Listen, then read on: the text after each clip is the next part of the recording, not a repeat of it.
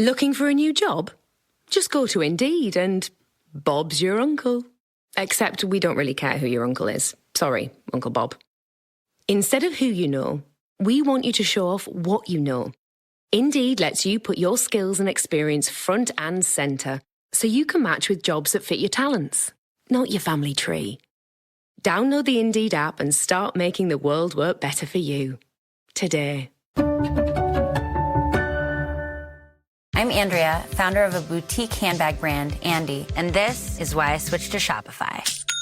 I tried 3 other platforms prior to Shopify, and I remember my breaking point was when I would try to make one little change and my entire site would go down. Shopify made it really easy for me to shift everything over and hit the ground running. I was able to migrate my products and all of my customer information over. Get a $1 per month trial period at shopify.com/listen. Go to shopify.com/listen to take your business to the next level today.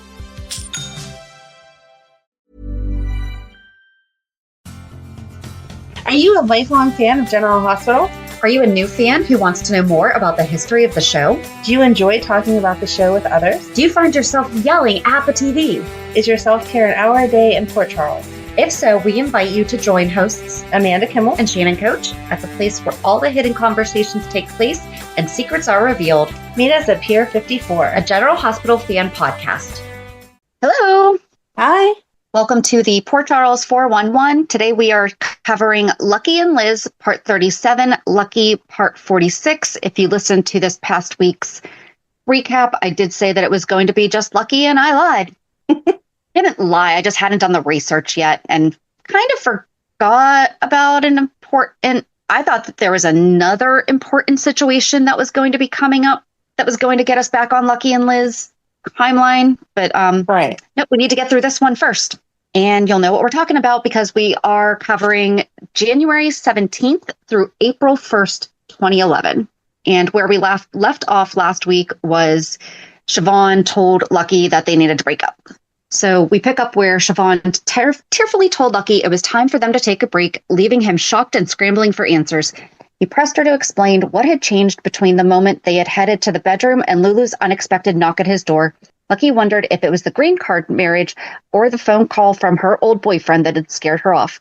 Siobhan admitted it was a little bit of both, insisting they were 2 different people who wanted different things, and it would be better for both of them to end things now rather than drag it out. Lucky didn't agree. He argued that what they had was worth fighting for, urging her not to walk away without facing what was real between them. But Siobhan pulled back, claiming she didn't care for him the way that he cared for her, and warned that if they stayed together, one of them would end up seriously hurt. She stormed out of the apartment, leaving Lucky unsettled and confused.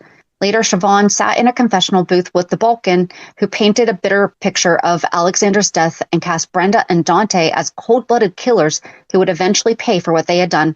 Siobhan told them she was sympathetic, but her relationship with Lucky was over, so she was out. The Balkan pushed her to do whatever it took to get Lucky back, but Siobhan said it wasn't possible. Just then her phone rang, and her sister Megan's terrified voice begged for help on the other end. The Balkan made it clear if Siobhan wanted her sister safe, she needed to return to Lucky and play her part in making sure Brenda's wedding never happened. At his apartment, Lucky confided in Dante about the breakup, still unsure what Siobhan wasn't telling him. Dante, meanwhile, was dealing with Lulu discovering his cover-up of Alexander's death. He explained to Theo he had told her, assuming she already knew. Lucky reassured him that Lulu would keep quiet, but reminded him that withholding the truth was what had pushed her away. He urged Dante not to give up, telling him to prove to Lulu that their relationship was worth it. While Lucky wrestled with his own doubts, Elizabeth's life collided with his again. At Windermere, Liz traded sharp words with Brooklyn, who accused her of manipulating Nicholas with Aiden's needs. Liz fired back that Brooklyn was just taking advantage of Nicholas's loneliness, while Brooklyn insisted that Lucky moved on with Siobhan because Liz was too clingy. Their sparring followed Liz to the doctor's office when she took Aiden to be checked for an ear infection. Terrell assured her Aiden was just teething, and though Liz apologized to Nicholas for a false alarm, she used the moment to invite him back to tuck his son in for the night. Oh, baby's teething was the worst. It was the worst. You felt so bad. It was like nothing They just worked. look at you crying like, what is happening? Why can't you do anything? And you're like, I'm sorry. But it'll be worth it. You can have solid foods. Right. I'll give you some of this yummy stuff as soon as you're done. Nicholas declined, pointing out that Aiden had fallen asleep on the drive, but later confided to Brooklyn that she might be right about Liz's motives. Back at Jake's, Lucky tried once more to get through to Siobhan, only to find her cool and insistent that the relationship was done. He shifted the conversation to the Balkan, but she brushed him off, insisting she could take care of herself. After rushing out on a mysterious call, she met one of the Balkan's men, who let her speak to Megan before snatching the phone away. Lucky happened upon the confrontation and drew his gun, demanding the phone back, but Siobhan blocked him, giving the man time to escape. When Lucky pressed her to tell him what was going on, she insisted she had acted to protect him, but he wasn't convinced. He kissed her to prove that she still cared, but she pushed him away, insisting she didn't want to reconcile. Later, Lucky sat with Lulu at Jake's as she vented about Dante. She was furious that he hadn't told her the truth about Brenda and Alexander, while Lucky defended Dante's intentions. Lulu argued that love couldn't exist without trust, and she refused to be with someone who lied about things that mattered. Lucky tried to comfort her, reminding her she wasn't alone, even as he admitted his own relationship with Siobhan was in shambles. Not long after, Maxie stopped by and handed Lucky a soda from Siobhan, who quipped that he was getting close to stalking her. Lucky pressed her again, asking why she had run from him in the alley. Siobhan dodged, saying she didn't want to be around when his dangerous life finally caught up to him. Her life seems to be a little bit more dangerous than his does. Just a tad. Just a bit. Lucky didn't buy it. He told her he believed she was pushing him away for reasons she wasn't admitting. Siobhan quietly said she had the feeling someone was going to die, but she didn't want it to be him. And she didn't want it to be him. Back at Windermere, Nicholas admitted he was grateful for the time that he could spend with Aiden, though his tone struck Liz as distant and formal. She reassured him that he was welcome to see his son whenever he wanted, and reminded him that despite the mistake between them, they had once been close friends. Nicholas regretted how his actions had damaged her relationship with Lucky. Really should say their relationship with Lucky. It did not really help him out either. Right. But Liz acknowledged that she and Lucky had already been struggling before the affair. Both agreed it was time to move forward, and Liz shifted the conversation to Cam's latest interest in Greek mythology. Nicholas smiled as he recalled his own fascination with those stories when he was Cam's age. At Lucky's apartment, Siobhan was on the phone with Dimitri, begging him to let her speak with her sister. Dimitri coldly refused and instead ordered her to find out where Brenda's wedding would be held. Frustrated, Siobhan snapped that it wasn't fair, only to hastily end the call when Lucky walked in. Surprised to see her, he questioned why she had returned, thinking she no longer wanted to see him. She teased that a girl could change her mind, but Lucky pressed her about her early warnings that someone might die. Siobhan brushed it off, claiming she tended to be dramatic, but then she tried to use Brenda's wedding as an excuse to dig for details about the ceremony, pretending she only wanted to see the dress. Lucky offered to call Jason to ask, but she quietly backpedaled, insisting it wasn't necessary. Later, Lucky checked in with Nicholas and Spinelli about the wedding security. Spinelli reluctantly revealed the location, explaining that it would be public once the invitations went out. Yep. That's how that works. Lucky worried about the risks, warning Spinelli that the Balkan would likely plan something too. When he returned home, he found Siobhan crying as she stared at a photo of her sister tied up and blindfolded. She quickly tucked the picture away and claimed her tears were from homesickness. Lucky encouraged her to call her family, but she deflected with a story about her sister being a bridesmaid back home. Steering the conversation back, she pushed again to learn where the wedding would be. Lucky hesitated, but eventually revealed the supposed location at St. Timothy's Church. Like every other event that involves religion in Port Charles, it's at St. Timothy's Church. What? What are you talking about? You act like that's their only church. Siobhan immediately suggested skipping the whole event for a trip out of town, although she avoided making concrete plans, claiming she might not be able to return. Instead, she promised to cook Lucky an Irish meal and left to buy ingredients. Once she was gone, Jason appeared at Lucky's door, bluntly asking whether Lucky was protecting Brenda or Siobhan. Meanwhile, Siobhan met with the Balkan in a church and confirmed the location Lucky had given her. The Balkan warned her that if she was wrong, her sister would pay, and he ordered her to make sure that Brenda never made it down the aisle. Jason later questioned Lucky directly, pushing him to admit whether his concerns about the wedding were tied to Brenda's safety or Siobhan's influence. Lucky insisted his focus was on protecting everyone involved. Not long after, Siobhan sat in the confessional begging the Balkan to release her sister, only to be told that failure would not mean not just Megan's death, but Lucky's as well. Jason shared his suspicions with Dante, worried that Lucky was too attached to see the truth, that Siobhan was feeding information to the enemy. When Siobhan returned to Lucky's, she apologized for getting involved with him at such a difficult point in their lives. Lucky pressed her to open, but she made excuses and slipped out, only for him to follow her to St. Timothy's Church. Catching her taking photos of the chapel, Lucky confronted her directly, admitting he had set her up. He accused her of spying for the Balkan, furious that she could share his bed while betraying him. Siobhan ran off when he asked how she could feel no guilt about luring another woman to her death. Unsure of how much Lucky knew, Thea deflected when Lucky came to him with questions about Siobhan's immigration status. Lucky warned that the Balkan had targeted her, but Theo, hiding his true identity, gave only vague answers. When Lucky found Siobhan later in her room, he told her he knew she wasn't duplicitous by nature, but that something serious was being held over her. She tried to distract him by bringing up Liz, but Lucky pressed harder, asking her to trust him. Finally, she broke down and showed him the photo of Megan tied up, explaining that the Balkan had been threatening her life. Shaken, Lucky studied the picture as Siobhan explained that Megan had been taken while Siobhan was a hostage herself. With tears streaming down her face, she admitted she had been forced to work with the Balkan to keep her sister alive. Lucky held her as she wept, promising to help her face what came next. Lucky was stunned when Siobhan finally admitted the Balkan had been blackmailing her by holding her sister Megan captive. She explained that she tried to keep him out of it because the Balkan only saw him as a source of information, not a real threat. Lucky promised he wouldn't let anything happen to Megan, but when he suggested changing the rules to take control, Siobhan reminded him that this wasn't a game, her sister's life depended on it. When pressed, she revealed that the Balkan planned to kidnap Brenda on her wedding day, and most of their contact had been through phone calls or secret messages in a church confessional. Lucky was unsettled to realize the Balkan was operating in Port Charles. Though Siobhan insisted she had never seen his face, she was certain of his identity because of the way he spoke about his son, Alexander. Their conversation was interrupted when Theo, who was secretly the Balkan himself, dropped by under the guise of checking on her immigration case. Lucky tried to smooth things over, explaining he had assumed that was what had been troubling her, while Siobhan bristled at the intrusion and assured Theo she could handle her own problems. After Theo left, he and Sean Butler quietly discussed whether Lucky might have turned Siobhan. Meanwhile, Siobhan set up another meeting with the Balkan, pretending to be working alone while Lucky stood right beside her. Suspicious of her behavior, Lucky confided in Jason and Dante that he had set a trap for Siobhan by feeding her false information about Brenda's wedding location. She had fallen for it, but Lucky explained that she wasn't working willingly. The Balkan had taken Megan to force her hand.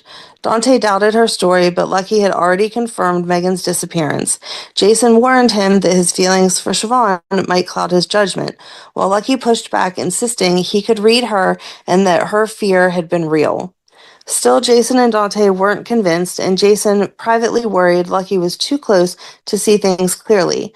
Lucky was determined to prove them wrong. Planned to confront the Balkan directly, he disguised himself as a parishioner while Siobhan passed along false information about the wedding. The trap went sideways when Sean ambushed Lucky in the church pew, knocking him unconscious. Lucky came to just in time to rescue Siobhan from the confessional, where she had been tied up with a red ribbon around her neck. After getting her to safety, Lucky reassured her that Megan's life must still be secure since the Balkan continued to use her as leverage. Jason remained skeptical, suggesting both Lucky and Siobhan could have been set up. Lucky refused to hear it, insisting the only way forward was to convince the Balkan that he was acting on his own. To buy time, Lucky staged Siobhan's arrest for assault and conspiracy, handcuffing her at Jake's while Sean looked on. Once at the police station, Lucky smuggled her out disguised as a beat cop. The ruse nearly fell apart when Theo appeared, accusing Lucky of having a conflict of interest, but Lucky managed to keep him at bay. Back at his apartment, Lucky pressed Siobhan to recall any small details from her phone calls that could lead them to Megan. She remembered hearing a bell in the distance, possibly from the ferry near her hometown in Ireland. Acting on that, Lucky arranged for them to fly to Galway. Siobhan apologized for keeping the truth from him, but Lucky assured her that her problems were his now, and he would do whatever it took to protect both her and Megan. Once in Ireland, their uneasy partnership deepened.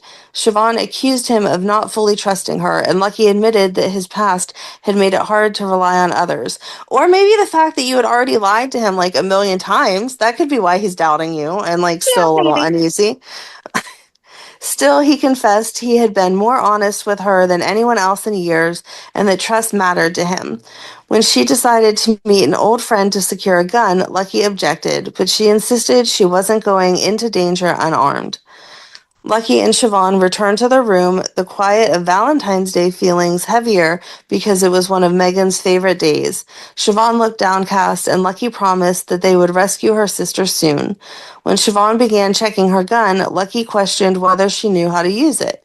She reassured him confidently that she could and that nothing would stop her from being part of Megan's rescue. Later, in a Galway warehouse, the pair got the jump on two of the Balkan's henchmen, only for Siobhan to turn the tables on Lucky for a moment, tying him up and reminding him that family came first. When a police siren sounded in the distance, she sent the thugs to investigate, giving Lucky the chance to free himself. Together, they overpowered the henchmen, tied them up, and realized that improvising and teamwork would be crucial to saving Megan.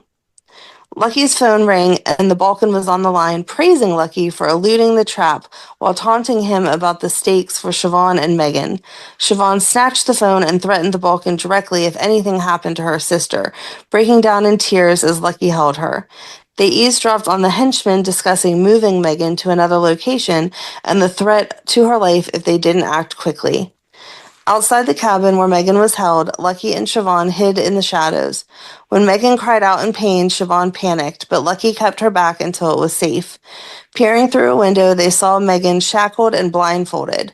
Lucky picked the door lock and readied his gun, then cleared a path for Siobhan to free her sister. Megan explained how the Balkan had forced her to spy on Lucky by threatening her, and Lucky reminded Siobhan that she had saved his life before, so now he was determined to save hers. They managed to free Megan, but gunfire forced them back inside. Using a clever ruse, Lucky and Siobhan tricked the Balkan's men and escaped to safety. Considering the Balkan was the Balkan, his men weren't very smart. Yeah, it's like I'm just trying to think of like those movies that you see they have like the I know what I'm thinking in my head, like the old school movies and TV shows where it was the bad guys are not very smart bad guys. Right. I'm thinking like Home Alone style here. They're just doing whatever they can there we go to trick them. And they're like, oh, okay. Anyway, Lucky instructed Megan that she needed to stay out of sight until the Balkan was caught, offering her a flight to Barcelona. Megan agreed, but Siobhan resisted, leaving Lucky behind, insisting that they worked better together. Lucky argued she had to go for her safety, and eventually she relented. Back in Port Charles, Liz overheard hospital staff discussing a patient and reflected on Aiden's resemblance to Lucky. She wrestled with her intuition versus confirmed DNA tests and Helena's possible interference, but ultimately accepted that Nicholas was Aiden's father. You should always trust your intuition, Liz. Come on. At the airport in Ireland, Lucky waited to board a flight to the United States and was surprised when Siobhan appeared beside him. She admitted she wanted to return with him rather than continue on to Barcelona. Lucky tried to convince her to stay safe, but Siobhan insisted she could handle herself. They joked about sticking together, but when boarding was called, they ran into a problem. Siobhan's visa had expired. Lucky intervened, explaining that she was a material witness in an Interpol case and provided Agent Bates' contact information. The attendant allowed her to board, but warned that she could only remain in the U.S. for a month. On the flight back to Port Charles, Lucky and Siobhan reviewed their next steps and planned for Megan's safety. Siobhan admitted that she wasn't eager to return to Ireland, and they bantered as they tried to lighten the mood. Lucky suggested a green card marriage, and Siobhan reminded him that marriage should be about love. Lucky countered that love wasn't the only reason people married and that there were practical considerations too, hinting at the idea that their connection might be worth exploring further.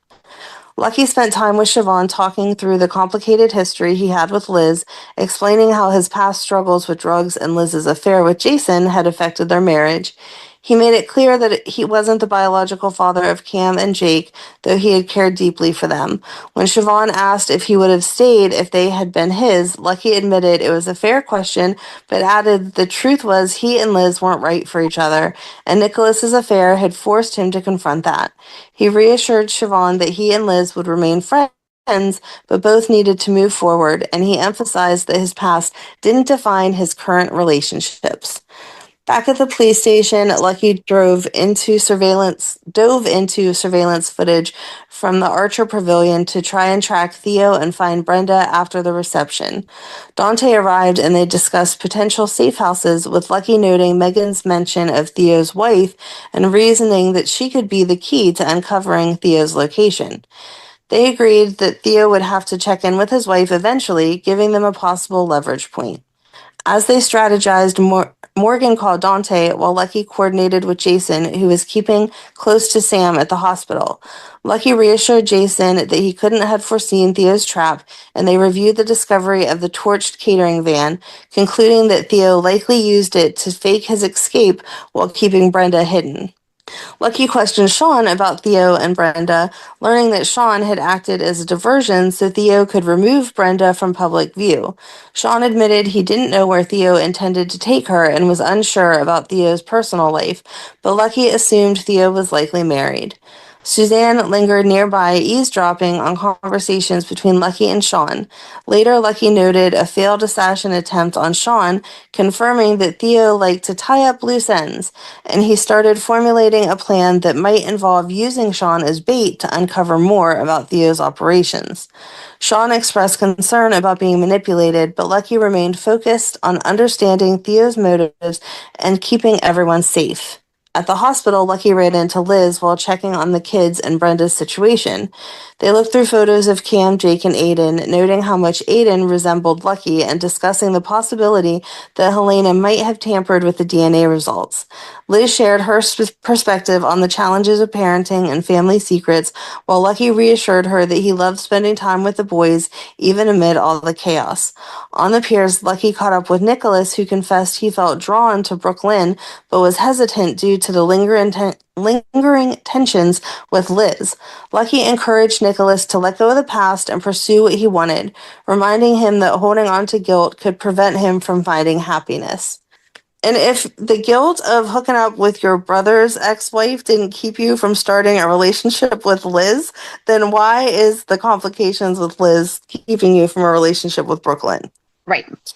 Meanwhile, Liz checked on Sam and reflected on her own kids, noting Jake's calm, stoic demeanor and how much he resembled Jason. She also sought Patrick's perspective on Aiden, questioning whether DNA results could be fully trusted.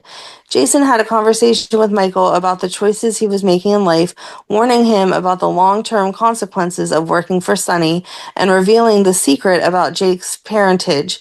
Lucky, Liz, and Jason had decided to keep Jake's true parentage hidden to protect him, reinforcing how intertwined Lucky's past and present remained with Liz and their children.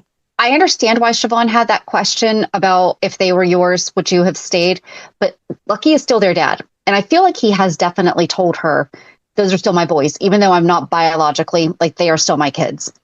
Right. And I mean, I think that we're a little sensitive to it because of our situation with stepdads, but once a kid's your kid, they're your kid. Like, it shouldn't be that easy to walk away, biological or not. Right. Once you have that relationship established, like, that would say a lot about Lucky if he was like, oh yeah, since they're not biologically mine, I don't care, I just skip town. But if they were actually mine, I would have stuck around and stayed with Liz for life. Like, who would want to be with someone like that? Right. Hey. So Lucky went to the Haunted Star to talk to Luke about the latest developments, including rescuing Megan from Theo's men and the general chaos in Port Charles. He noted that Theo was stretched thin with law enforcement and mob interests on his trail, making it the perfect time to track him down.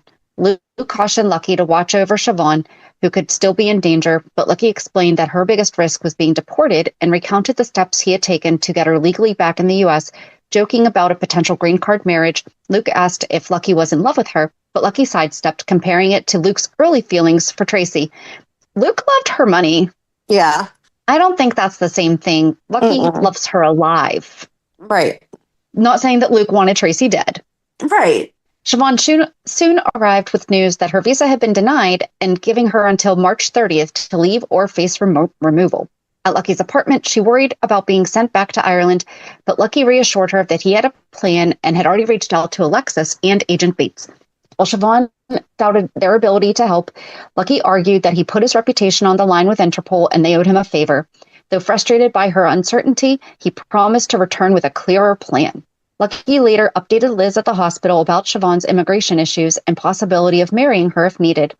Liz warned him that marrying someone to prevent deportation could be considered fraud and might jeopardize his badge. She also questioned the impact on Cameron and Jake, expressing concern about introducing Siobhan to the children's lives so quickly. Fair. Mm-hmm. Yeah, especially when you're pretty sure that she's not going to stay. Yeah. Right. Lucky tried to reassure her that his intentions were serious, not impulsive, and that he wanted Liz to hear about the situation from him first. Liz appreciated the transparency and decided to submit paperwork for a new paternity test for Aiden while Lucky continued his plans. I find it crazy that Lucky was involved in the retesting. Right. You know, that like he knew and that they were talking about, oh, maybe he is actually yours. Mm-hmm. Back at his apartment, Siobhan had prepared a meal and expressed her apprehension about leaving the country. Lucky reminded her of their options and insisted he wanted to marry her, framing it as a practical solution to protect her legally. Alexis arrived with discouraging news, explaining that Siobhan's case for staying in the U.S. was weak. Lucky argued that their relationship had substance and that many couples eloped quickly, but Alexis cautioned that authorities could question the timing and require proof of a legitimate marriage. Luke later arrived with a solution, providing documents under the name Sarah Mackenzie, though Alexis warned against using fraudulent papers. Lucky convinced Siobhan that marrying him was safer than risking false documents, and eventually she agreed. At the hospital, Liz dealt with delays on Aiden's paternity test, while Lucky apologized for dropping news about marriage to Siobhan on her unexpectedly. He explained that he had to cancel his daddy night with Cameron and Jake due to the wedding, and Liz pointed out the disruption would cause for the boys. Lucky offered alternatives, like asking Audrey to watch them or taking them to the wedding, but Liz refused, insisting the children needed stability rather than a rushed marriage to a stranger. She worried that Lucky wasn't fully considering the impact on his family. Lulu overheard and challenged Liz, calling out her past with Lucky's brother and defending Lucky's choices. Later, Lucky and also her brother. Right. But was probably pointing out, well, you slept with his brother, so. Yeah.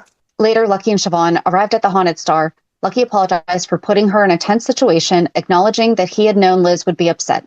Siobhan noted that Lulu's reaction had been unexpected, but felt confident she could handle any confrontation.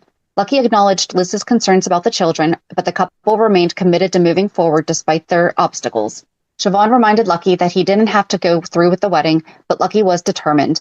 He assured her that Cameron and Jake liked her and they would adjust quickly, and explained Liz's disapproval came from fear and loneliness, so he was willing to give her some leeway. Siobhan worried that Lucky might still have feelings for Liz, but he insisted that dwelling on the past was pointless and promised he had no second thoughts about marrying her, even if in a perfect world they would have taken things slower.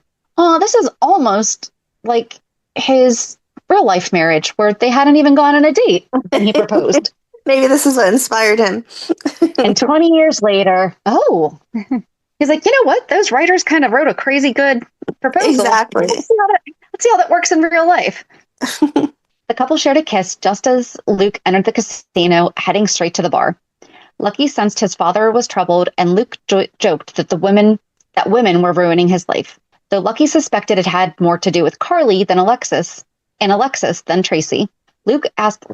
Lucky asked Luke to witness their wedding that evening, surprising him, and Luke admitted he liked Siobhan but worried Lucky might be rushing into things. Lucky reminded him the marriage was necessary to keep Siobhan in the country, and Siobhan admitted she had reservations but felt she couldn't refuse. Luke left knowing that they would be at the Justice of the Peace's office. Afterward, Carly stopped by to vent to Luke about her custody struggles with Jax. Luke suggested letting Jax make some decisions to relieve her stress, noting it felt like a parental crisis of conscience. Meanwhile, at the courthouse, Siobhan expressed second thoughts about marrying Lucky, worried he might still have feelings for Liz. Lucky reassured her that he and Liz only shared children and emphasized that the marriage was his choice, though Siobhan reminded him that the circumstances had forced their hand. Lucky promised he had no regrets and urged her not to overthink it, framing the wedding as a step to keep her in the country and see where their relationship could go. At the hospital, Liz picked up the boys after her shift and tried to manage Cameron's persistent demand for pizza while on the phone with the lab. She was surprised to learn that Aiden's paternity test results had arrived. Steve appeared, and after a brief exchange about the boys, Liz revealed that Lucky was getting married, which surprised Steve since the wedding was so sudden. Back on the road, Luke raced to the courthouse while Robin, Brenda, Carly, Sam, and others managed their own urgent matters. And we will get into all those shortly. At home, yeah. I thought we were just going to be talking about Aiden's paternity. Kind of forgot about something else. Yeah.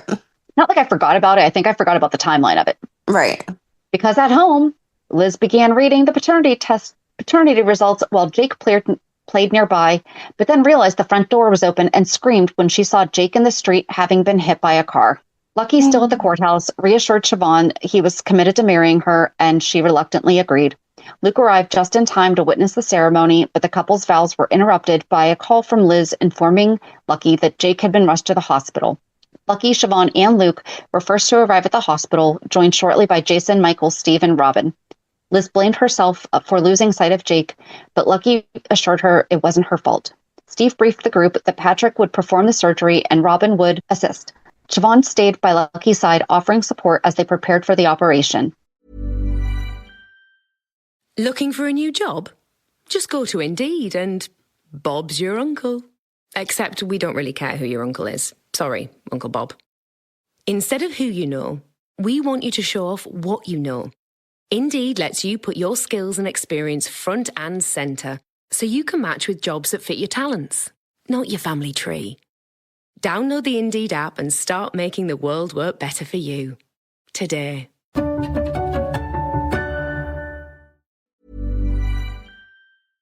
Meanwhile, Luke returned to the Haunted Star and shared the news with Tracy, revealing that Jake was actually Jason's son, which left her stunned. Sam, struggling with a migraine, called Spinelli for help and later retrieved a message that Jason had left for her. At the hospital, Lucky stayed close to Liz as she struggled with guilt and fear over Jake's accident. He reassured her that it had been his night with the boys and that no one could have predicted what happened. Lucky reminded Liz of how resilient Jake had always been, learning to swim on his own, fearlessly riding his tricycle off the porch, and tackling challenges with determination. Liz began to see those same traits in Jake now, and she clung to Lucky's calm confidence as a lifeline. Lucky told her she was an incredible mother and promised that they would get through this together, holding her hand and guiding her through each moment of uncertainty. Siobhan stayed nearby, quietly offering support to Lucky while giving him space to be there for Liz. She encouraged him not to lose hope, understanding the weight he carried between comforting Liz, processing his own worry, and managing the trauma of nearly losing a loved one himself. Lucky appreciated her presence, feeling strengthened by having someone steady at his side as he balanced the needs of Liz and the boys. When Steve arrived to provide medical updates, Lucky politely stepped aside, letting Liz focus on Jake while staying close enough to guide and support her. Liz held onto Jake's little jacket, drawing strength from his scent and memory of his spunky personality, while Lucky reminded her of all the times Jake had faced challenges head-on. He wove humor and reassurance into his words, recounting Jake's daring antics and fearless spirit, helping Liz breathe through her panic. In the hallway, Lucky shared with Siobhan how tense he felt, yet also how determined he was to be there for Liz no matter what. Siobhan urged him to stay hopeful, quietly grounding him through a storm of emotions. When Nicholas arrived, offering to leave if his presence wasn't wanted, Lucky gently declined, knowing that he needed to be fully present for Liz, even though Jake's condition remained critical. Dante and Lulu arrived shortly after the accident, and Lulu immediately embraced Lucky, offering a moment of comfort amid the chaos. Lucky quickly filled them in on Jake's condition, explaining that he was in surgery. Dante shared that he had been at the scene and noticed that there were no tire marks, suggesting the driver hadn't stopped. He mentioned it was possible the person hadn't realized they hit a child and that traffic cameras could help narrow down the suspect. Lucky hesitated to question Liz, knowing she was still processing the shock. In the observation room, Jason watched Patrick and Robin work desperately to stabilize Jake.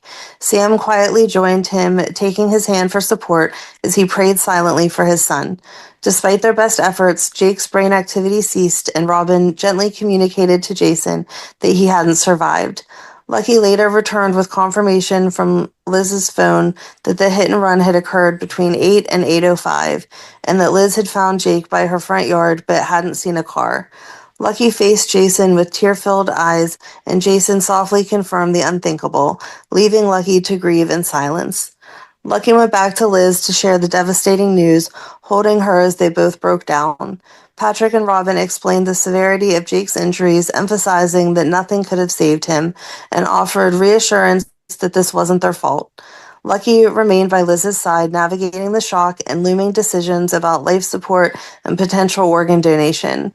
Siobhan stayed close, quietly offering support, helping Lucky brace himself to see Jake one last time, though he ultimately couldn't bring himself to enter the room. Outside, Luke wrestled with his own feelings, initially avoiding the hospital, but ultimately needing to step up for Lucky. Meanwhile, Carly met with Jason on the hospital rooftop, explaining Jocelyn's urgent need for a kidney transplant.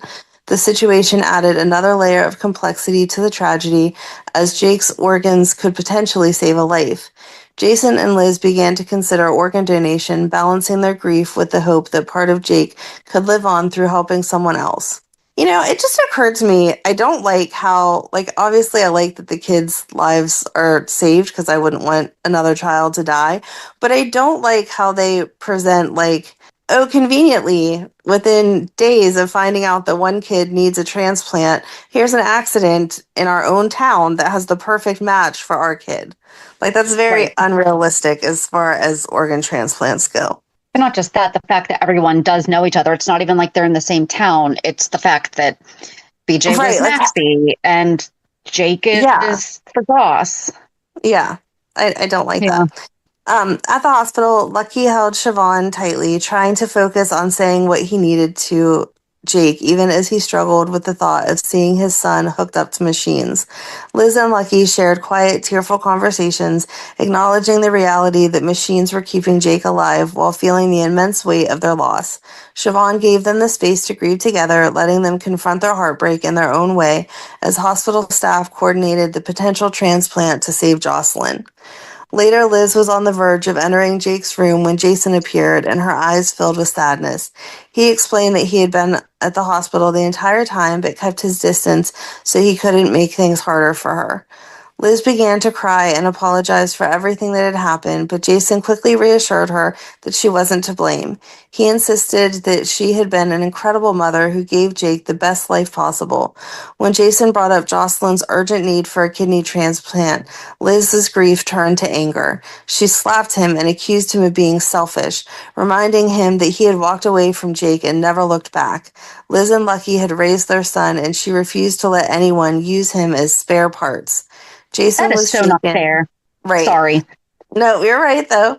Jason was left shaken, quietly making his way to Jake's hospital room, struggling to process the loss he had only just begun to confront. Lucky arrived shortly after, and Jason explained what had happened. Lucky reminded Jason that Liz was still grieving and that it wasn't the right time for her to hear about Jocelyn's situation. Jason shared Jocelyn's diagnosis and the possibility that Jake could save her life, and Lucky recognized the weight of that choice. He reflected on everything Jake had brought into his life and thanked Jason for giving him the chance to be Jake's father, to experience the joy and love their son had created. Lucky hoped that even in tragedy, Jake could continue to make a difference by helping another child. Later, Lucky found Liz outside of Jake's hospital room, clutching his little jacket. She made it clear that when they said goodbye, Jake would leave the world whole and refuse to let anything be taken from him. Lucky gently reminded her that Jake was gone, that holding back wouldn't change reality, and that donating his kidney could offer hope to another child. Liz struggled with the idea, torn between wanting to honor Jake's life and her desire to hold on. Lucky stayed by her side, supporting her quietly as they both confronted the impossibility of the situation and the decisions before them. Eventually, Liz and Lucky signed the consent forms to donate Jake's kidney to Jocelyn.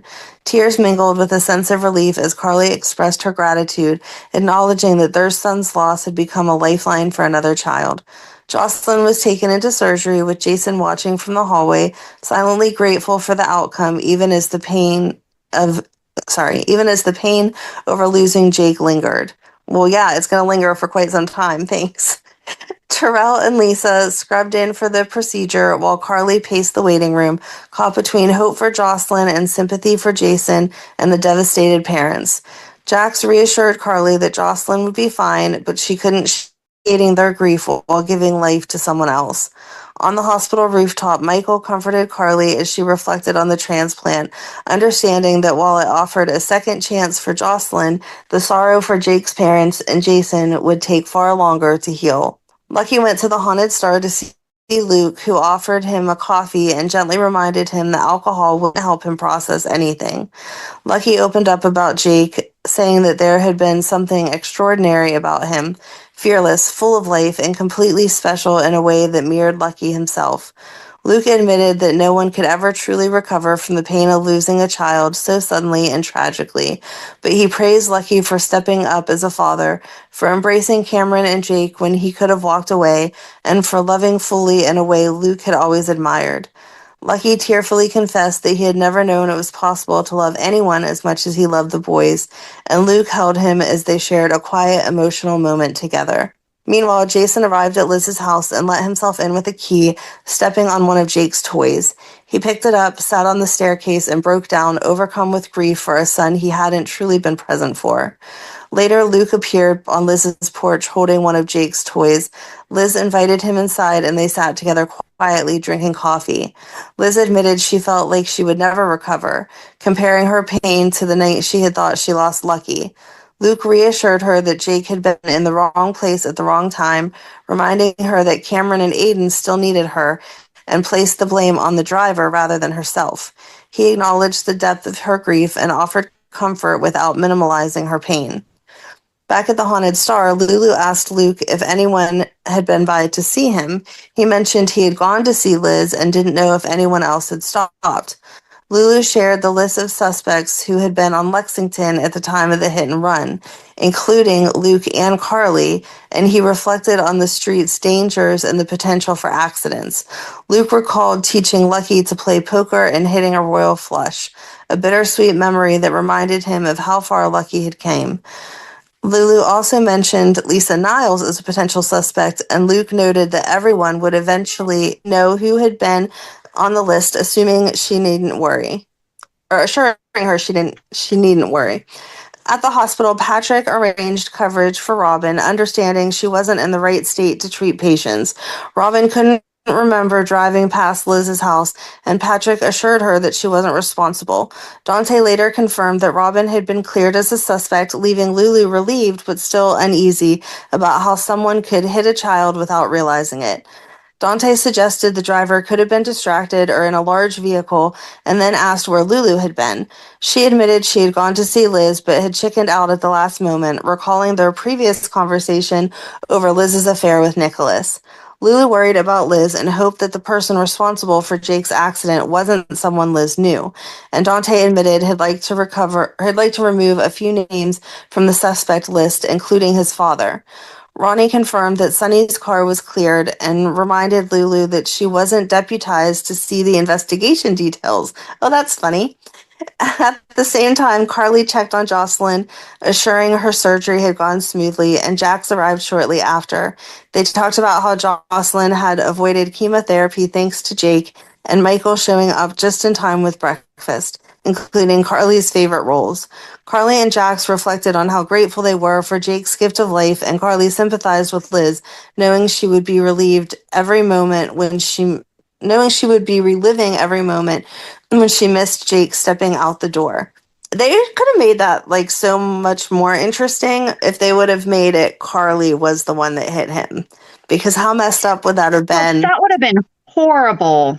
But it really would have been interesting. Like, you killed him and it was bad. Well, I feel like it being Luke was worse, but Carly would have offered a different level of complexity there that, like, after... I don't know that it's Luke yet.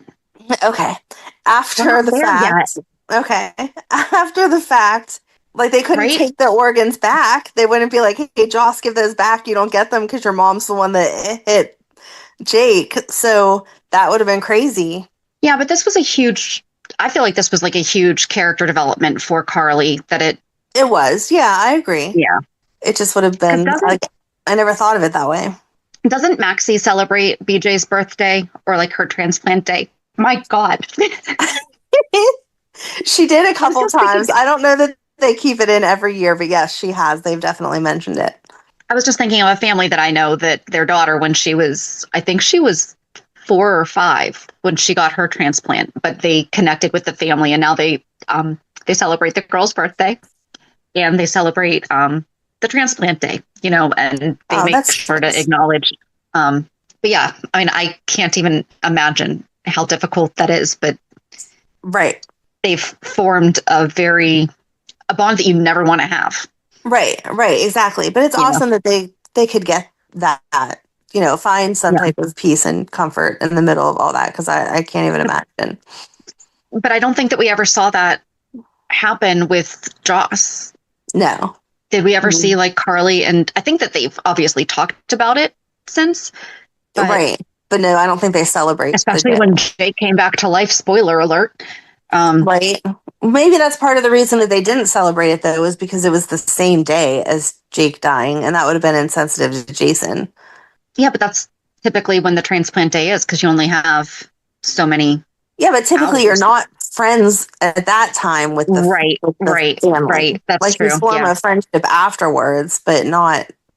Or you see those people get teddy bears that have, like, if it's a heart transplant, and they give the donor family a teddy bear that has the heartbeat. Right. All right. I'm going to keep reading before you keep going. I was so broken up that you can't read your parts. Luke arrived at Jocelyn's hospital room to check on her and reminded Carly that while the transplant was a miracle, it came at a terrible cost. Carly was stunned when Luke revealed that she might have been one of the drivers on Lexington at the time of Jake's accident. Michael inspected Carly's car and noticed damage that suggested she might have hit something. Luke and Carly discussed the situation while Luke reassured her they didn't know anything for certain. The possibility of her being involved weighed heavily. Dante soon confirmed that Luke and Carly had learned that they were among the suspects. Carly clarified her intent was only to know the truth, not to cover anything up.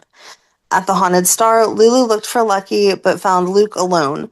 They discussed Dante's frustration with Lulu sharing the suspect list, and Luke explained that some lines were meant to be crossed. Lulu worried about what would happen if Carly had caused the accident, but Luke believed it would have been an accident and not intentional. They also discussed the mystery car with forged plates, agreeing that whoever was responsible had something to hide. Meanwhile, at the Weber home, Steve tried to support Liz while she grieved in Jake's room. Olivia dropped off a dish and checked on both Liz and Steve, offering support where she could.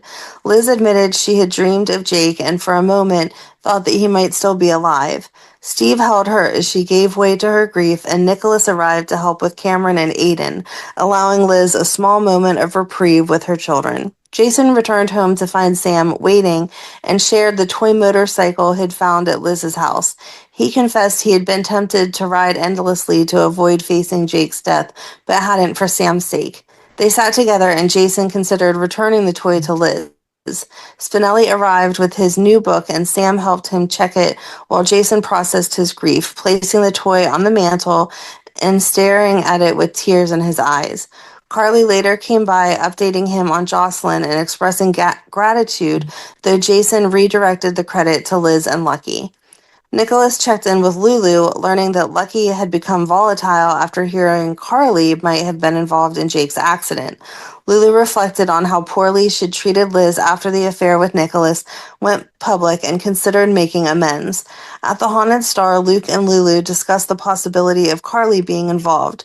Lucky arrived dazed and upon learning Carly was a suspect, blamed her entirely, calling her selfish. Luke tried to calm him, suggesting Lucky's anger was directed at God, not Carly, but Lucky insisted it was Carly's fault. Luke reminded him that he understood the pain firsthand, having thought Lucky himself had died years earlier, trying to help his son process the grief and anger he carried. So just to lighten the mood, what does it say about the drivers of Port Charles that so many of them have car damage? Right? They're all suspects. Yep. The whole town. Yeah. Robin didn't have any damage, but Carly did. And yeah, like there's multiple people that have car damage. They must not have the same, well, I guess you can drive damaged cars around here. That's not part of just a dent or whatever. Right. I was going to say that maybe they don't have the same inspections that we do, but that only covers like the things are working, not just damage. Right. Okay. Carly admitted to Jason that she had been on the suspect list in Jake's death, explaining that she had driven past Liz's house that night but had no memory of the drive. This whole storyline would not happen now because of Ring cameras, except for we don't bring that kind of technology into the show, so yes, it still would. Because remember, Windermere still doesn't have cameras. Well, it does occasionally. Her mind had been entirely on getting to Jocelyn, and the thought of Jake's death and the thought that Jake's death might somehow have been her fault left her sobbing. She reflected on the cruel twist of fate. Jocelyn's life had been saved by Jason's son, yet Jake had been lost. Jason hinted that he could forgive her if it turned out that she was the one responsible, and shortly after, Dante called to confirm that she had been cleared. Carly apologized to Jason for putting him through unnecessary anguish and expressed relief that the investigation had ruled her out. At the police station, Mac revealed that the car with forged plates belonged to one of Theo's companies. Forensics confirmed that Carly's car hadn't hit Jake. Lucky arrived to learn the results, and Dante reluctantly shared the DNA findings. It was Luke's car. Shocked, Lucky insisted he needed to handle the situation himself, even though Dante warned it might be too personal. Meanwhile, Nicholas had taken Liz's boys back to her house, helping her settle in and offering support. Liz tried to stay strong for Cameron and Aiden, though the grief for Jake weighed heavily. They recalled the old days with Lucky and Emily as the Four Musketeers, and Nicholas assured Liz that Cameron and Jake's bond would continue through shared memories and play. Later, Liz contemplated opening Aiden's paternity results when Jason arrived, returning one of Jake's toys he had taken after the accident. They shared a quiet and emotional moment, exchanging apologies for past decisions and for the ways Jason had missed being a father to Jake. Liz acknowledged her own guilt, but Jason reassured her that she had done everything to protect their son. Dante called, demanding Jason to go to the station, and shortly after, Lulu appeared at Liz's door, leaving her momentarily speechless. At the police station, Dante confirmed to Jason that Jake's DNA had been found in Luke's car, and the weight of the revelation sank in. Michael visited Jocelyn to reassure her she would recover, and Luke stopped by to speak with Carly, warning Michael that Lucky might react strongly if he saw Carly urging him to stay calm. Carly, relieved to be cleared, thanked Luke and hugged Michael, grateful for his support. She spent time with Jocelyn, reflecting on how Jake's memory could live through the life she had saved. Back at the Haunted Star, Luke returned to find Lucky devastated. Lucky showed him the forensic report, proving it had been Luke's car that had struck Jake. Luke, shocked and grief-stricken, struggled to process the fact that he had hit a child without realizing it. He downed a whiskey to steady his nerves, prompting Lucky to ask if he had been drinking before the accident. At the station, Jason confronted Dante, demanding confirmation that Luke had caused the hit and run. Dante reassured him that the evidence was conclusive, but cautioned that he didn't know if Luke had been drunk at the time, urging Jason to think carefully before confronting Luke. At the Haunted Star, the tension between father and son was thick, as Lucky wrestled with the heartbreak and anger, and the realization that his own father had been responsible for the tragedy. Meanwhile, Liz continued to care for Cameron and Aiden, determined to create a sense of normalcy despite her grief. She confided in Steve about her dreams of Jake, still calling to her from the front yard, and the impossibility of fully accepting that he was gone. Steve tried to offer comfort, encouraging her to give herself time, but Liz insisted that each moment since losing Jake had stretched like an eternity. Across town, Lucky, Siobhan, and the rest of the family tried to navigate their own sorrow, leaning on one another while contending with the shock of discovering Luke's involvement. Lulu admitted to Liz that she had regretted how she had treated her after the affair with Nicholas, acknowledging that her anger had been misplaced. Liz assured her that Lulu hadn't set out to hurt Lucky. I think it should just say she hadn't. Yeah. Liz assured Lulu that she hadn't set out to hurt Lucky, and that her protection of him had come from a place of care. I'm Andrea, founder of a boutique handbag brand, Andy, and this is why I switched to Shopify. I tried 3 other platforms prior to Shopify, and I remember my breaking point was when I would try to make one little change and my entire site would go down. Shopify made it really easy for me to shift everything over and hit the ground running. I was able to migrate my products and all of my customer information over. Get a $1 per month trial period at shopify.com/listen. Go to shopify.com/listen to take your business to the next level today. Oh, it's Lulu's apologizing for her behavior and how it affected. Okay, so it is correct that Lulu's intention was not to hurt Lucky by how she treated Liz, right? I mean, I think that's the point of the sentence, but that still sounds weird. The way it says, Liz assured her that Lulu hadn't set out to hurt Lucky. Like, that's not how you would say that. You'd say, I'm sure I'll just say that Liz. needed to. That's what I was going to say. I'm like, it's understand. Yeah. Okay. Liz told Lulu that she understood that she had not set out to hurt Lucky and that her protection of him had come from a place of care. They reflected on their past, noting how patient Liz has always been with Lulu, and Lulu admitted that it had taken the loss of Jake to finally recognize her mistakes. Shifting the conversation, Liz asked Lulu if she had spoken with Lucky, and Lulu confirmed that he had persuaded Liz to donate Jake's organs, saving the lives of children. She quietly wished Lucky could focus on the gift of life rather than tracking down the driver responsible. Liz, however, refused to blame anyone else, taking responsibility for leaving the front door unlocked. Dante arrived with the news that the driver had been identified, revealing that Luke had been behind the wheel.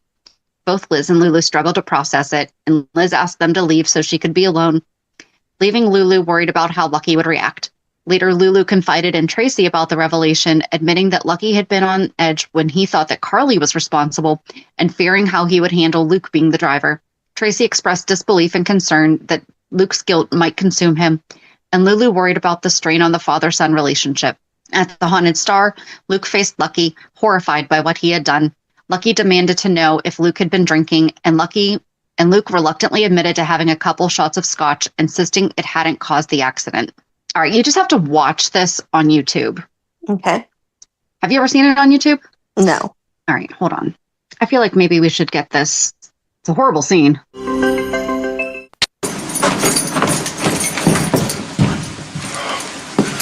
You heard. It's all right here.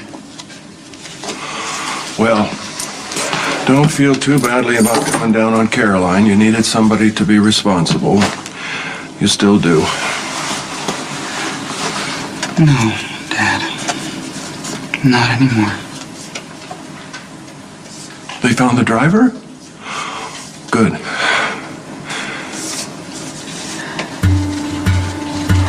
What? It was me? Hiya, Jake.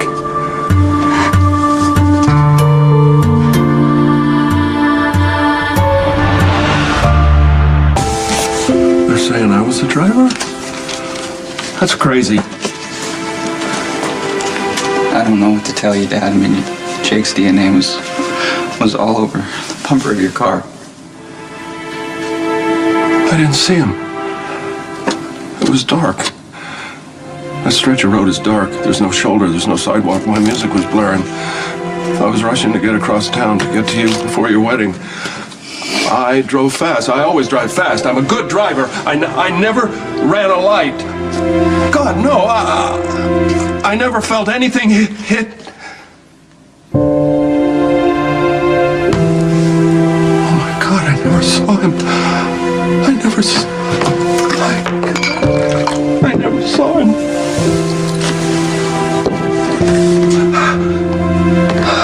Dad.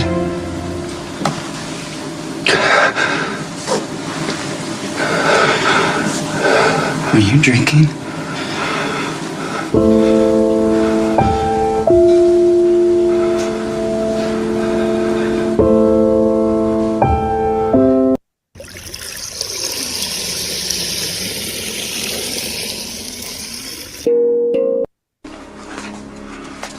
Maybe I was speeding. I was in a hurry to get to the gist of the piece to stand up for you. No, It's not what I maybe I was asked. speeding, but no, maybe I was speeding, but I didn't see him. I mean, if you think that if I saw him, I wouldn't have swerved, I wouldn't have driven into a telephone pole or a tree or anything. Answer the question, Dad.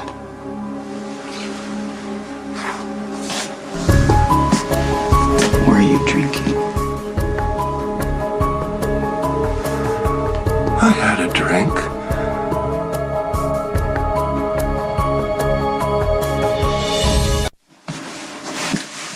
How many drinks did you have before you got behind the wheel? I wasn't drunk. I had a shot or two. Don't lie to me. What difference does it make? My son is dead. Not because I had a drink. Dad, I saw you. I was here that night. You had a couple shots right in front of Siobhan and how many more did you have before you left? What, 3, 4? I mean, that would put your blood alcohol. I could hold my liquor, Lucky. No, I've heard it all before. I don't drive drunk, ever. I always turn over my keys if there's any question. You ask anybody! I don't know how this could have happened. It was dark. I didn't see him. I swear to God, I didn't see him. No, Dad, you didn't see him. And you didn't react because you were drunk.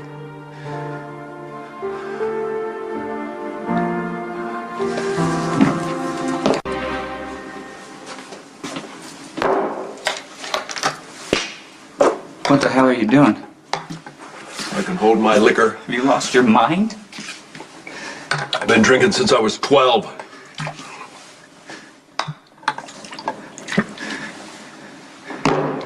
Watch this. Don't do this. Dad. Dad. Don't do this. Stop, please. Stone cold sober, officer. No.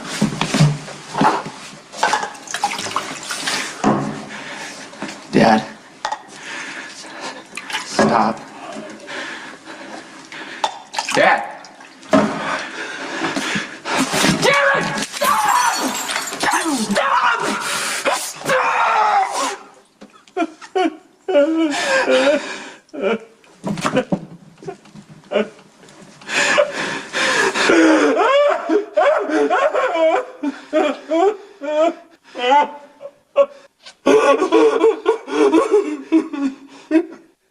He's dead. I killed him.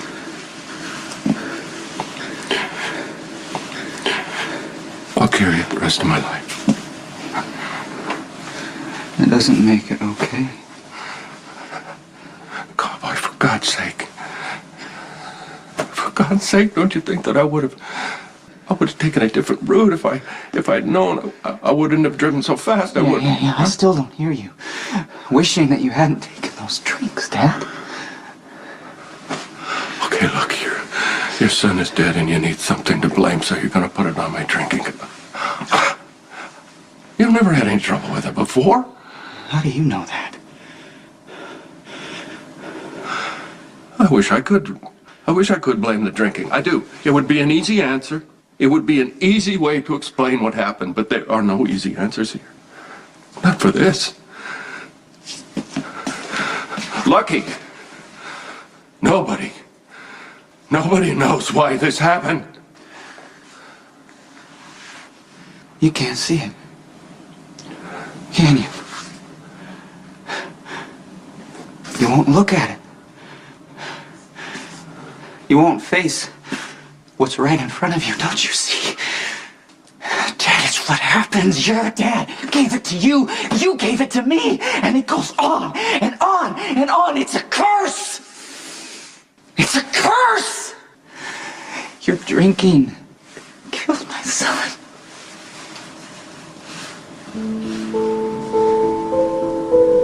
Okay. If that's what you need to believe, if that comforts you and gets you through the night, then fine. It was my drinking that killed Jake. I was drunk. What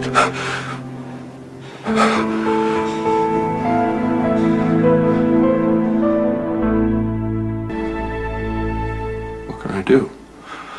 What can I say to ease the pain that I've caused you and Elizabeth? Nothing. It's too late.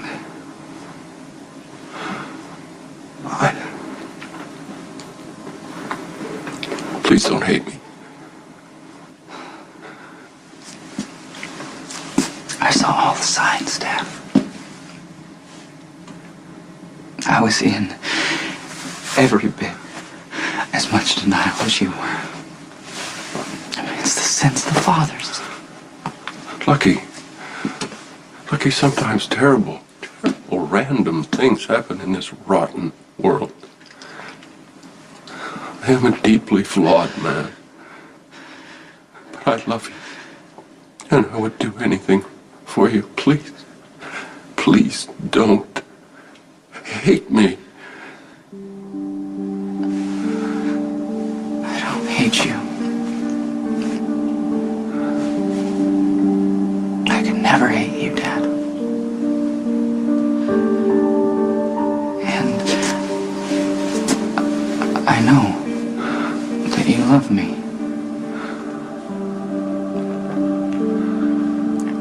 Just like I love Jake.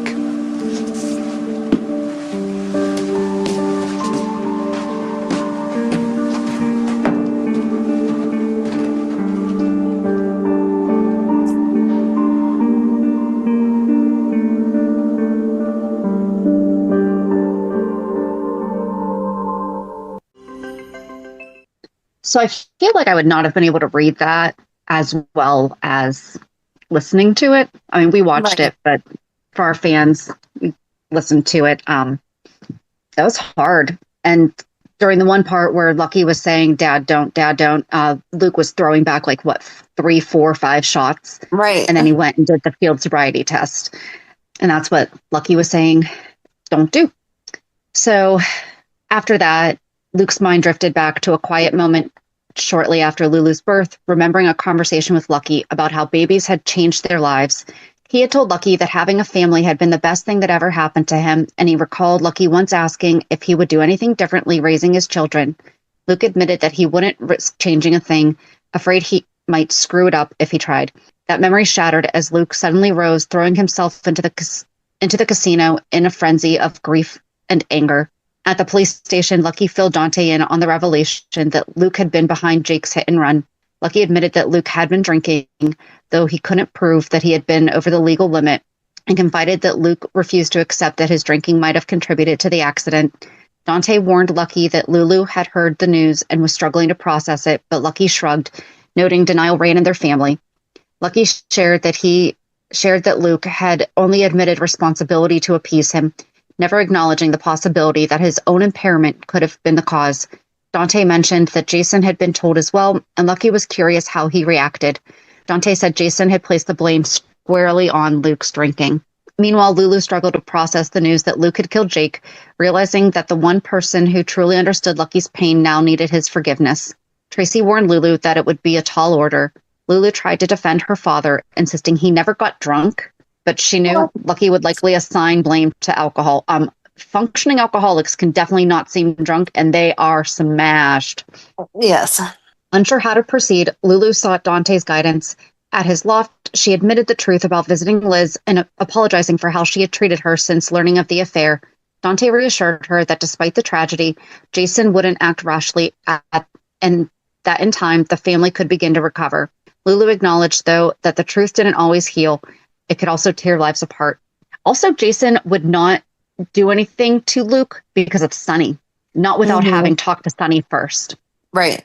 Lucky tried to keep Jason from going after Luke, knowing the anger and grief Jason carried over Jake's death, and asked Sam to use her influence to help keep the situation from escalating. He admitted to her that he and Liz were living the same nightmare as Jason, and wondered if maybe Jake would have been safer with his biological father.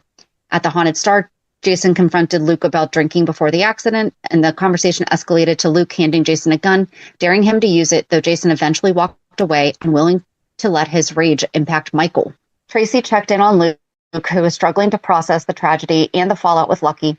Luke hoped Tracy would help Lucky see that alcohol wasn't the sole factor in the accident, but he knew his son would keep searching for a reason to assign blame. Luke anticipated that Lucky might demand he enter a 12-step program and admit that he was an alcoholic. Yes, Luke, yes. The fact that you even accidentally hit your grandson, yes. And it was a step that Luke refused to take. Tracy agreed to speak with Lucky, though she warned Luke he might not like hearing her perspective. Yeah, if you're choosing alcohol over a kid, there's something wrong. Yeah. Meanwhile, Sonny talked to Jason about the accident. Oh, look at that.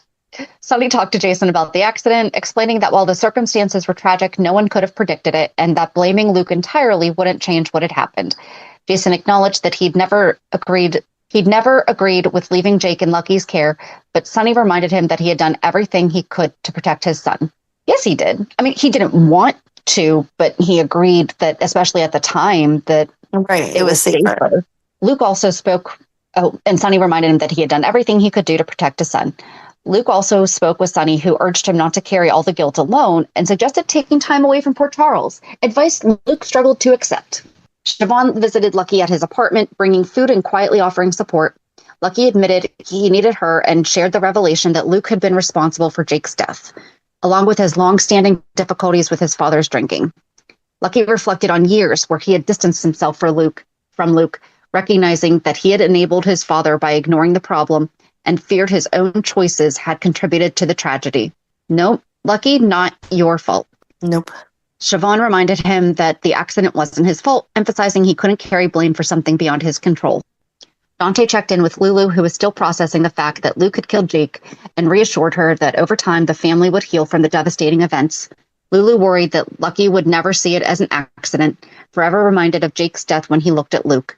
Dante was interrupted by Michael and Abby, highlighting how life continued amid grief. On the Haunted Star, Luke continued to wrestle with his role in the accident, with Sonny reminding him that no one could have seen Jake in the dark and encouraging him to stop blaming himself.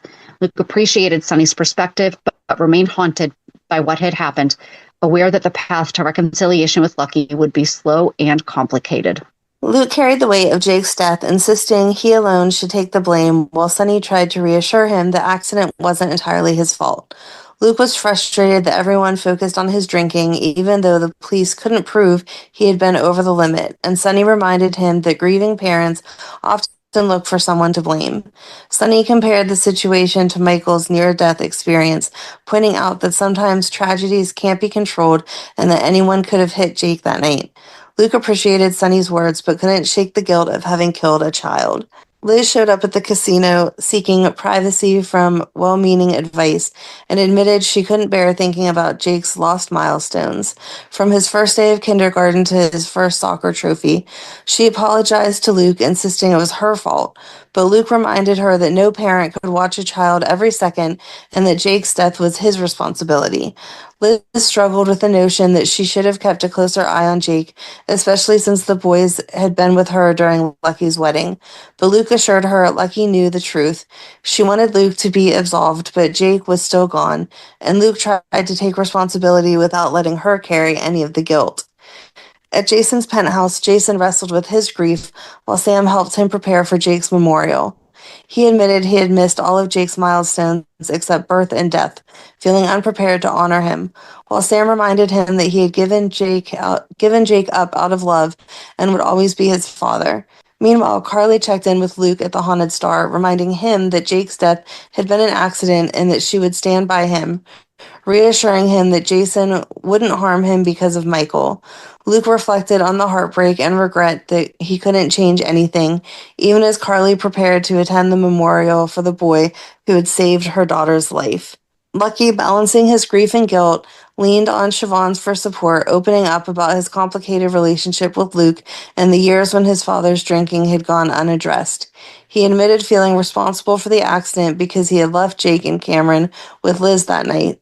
Siobhan reassured him that the tragedy wasn't his fault, emphasizing that some things were beyond his control and reminding him that seeking answers was different from carrying blame. At the same time, Dante spoke with Lulu, helping her process the revelation that Luke had been the driver, while acknowledging that Lucky and Luke would eventually have to find their own path to reconciliation. Sonny and Luke continued conversations about guilt and responsibility, trying to untangle the complex emotions surrounding Jake's death and the impact it had on Lucky, Liz, and their extended family. Liz sat in her dining room, lost in thought, when the phone rang. Nicholas called to let her know that he was on his way to pick her up for Jake's memorial. Tears welled in her eyes as she listened to her answering machine's cheerful greeting, a stark contrast to her grief. She looked at a picture of Jake on the mantel and reflected on the peanut butter cookies she had baked the boys, Jake's favorite, now a painful reminder of what had been lost.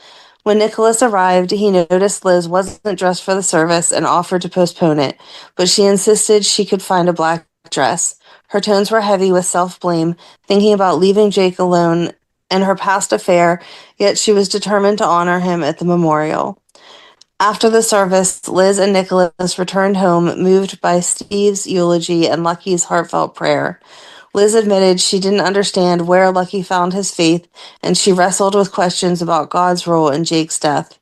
Moments later, Jax and Carly arrived to thank Liz for saving Jocelyn and urged her to cherish the life she still had around her. Liz needed time alone, asking Nicholas to give the boys a kiss for her before picking up Aiden's paternity test and, in a wave of frustration, throwing a vase across the room. That was kind of like ridiculous of Jax and Carly to show up then and be like, "Oh, hey, thanks for saving our kid," and try to stay positive. Right. Like, don't I show could up in my understand them house. stopping. I could understand them stopping by to, like, share condolences and to thank her, but not to say, at least you still got two. Exactly. Like, that's not how that works. Throw in you can always have another one. It'd be just great. I was literally just thinking that about how stupid it is that people say that when there's a miscarriage. So, like, here you go. What the heck? At the hospital, Luke tried to see Jocelyn, but Sean blocked him until Carly's approval, and Jason made it clear Luke needed to face the consequences of Jake's death. Carly later peeked in on Jason reading to Jocelyn, a bittersweet scene that contrasted with the grief surrounding Jake's memorial. Lulu and Dante arrived at Crimson, still processing their own emotions, and Dante later confronted Luke at the Haunted Star about the accident. Luke admitted he remembered the night in detail, but insisted he hadn't felt impaired while driving. Lulu, eavesdropping, defended her father, arguing that Lucky needed time to see it as an accident, not a moral failing. Lucky stopped by Crimson to check on Lulu and ended up sitting with Maxie over coffee, reflecting on his guilt for leaving Jake and Cameron with Liz that night. He recalled Luke appearing at his wedding shortly after hitting Jake, and the memory of hearing Liz's voice filled him with fear he never wanted to feel again.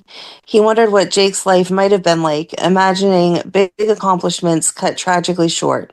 Sonny visited Carly and Jocelyn, reassuring her that she had made the right decision in allowing the kidney transplant, emphasizing the unpredictability of life and the importance of loving the people around her.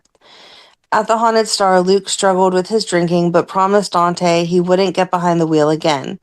Lulu pleaded with him to give Lucky time to process the accident, insisting that Luke wasn't to blame.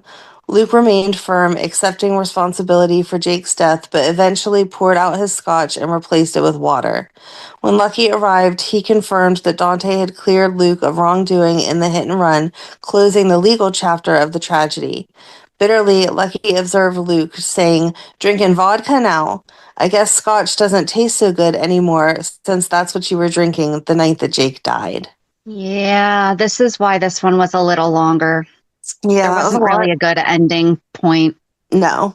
So I guess next week we'll just pick up where after it's still going to be Lucky and Liz, because now I feel like we're moving more into the Aiden paternity results, I think. Right, she has to open that envelope eventually. Yeah, so this was a hard one. That was a lot. Especially now that Jake's back. I mean, that was just... Right. It's so messed up. Like, trying to even remember watching it. Like, I remember watching when he died and being like, oh my gosh, this is awful. But whenever they brought him back, like, it's all just so absurd. Like, oh, Helena stole another kid. Don't worry about it. Now he's back. It's fine. Well, right. So, like, have they ever... Okay, it's ridiculous when they kill adults and they bring them back. But have they ever done that with a kid before, Jake? I mean, Lucky wasn't a kid, but he wasn't an adult either when he died in the fire and came back. He was like 18, 19, yeah. I mean, like, he was legally an adult, but he was still. Yeah, you're right. And I'm sure Helena's done it to a million other people. We just don't know about it. Right. That's the kind of person she is. The Spencers cannot be the only one she has a vendetta against. Right? Like, eventually we're just going to find, like, a crypt of frozen bodies of people that she's stolen from other families. And they're all going to have timers as to when they defrost. Right. And come alive. I mean, she's gone now, so what are we doing? It's just be like a bunch of zombies coming out. Oh my gosh, that's a whole other show. Well, let's hope that doesn't happen for us to talk about on Monday as we recap this week's shows. It'd be a good plot twist if there's just, here we go. We have 10 new characters. They all came back from the dead. That would be where GH jumped the shark. After 63 years, they're finally going to do it. All right. Well, on that note, have a good weekend. And we'll meet you at the pier. Bye. Bye. If you enjoyed today's show, we invite you to go to peer54podcast.com to subscribe on your favorite platform. Don't forget to leave us a review. And you can also follow us on many social media channels. Just search for Peer 54 Podcast. Also, we are not perfect, so if there is something that we missed or messed up, just let us know by emailing us at peer54podcast@gmail.com.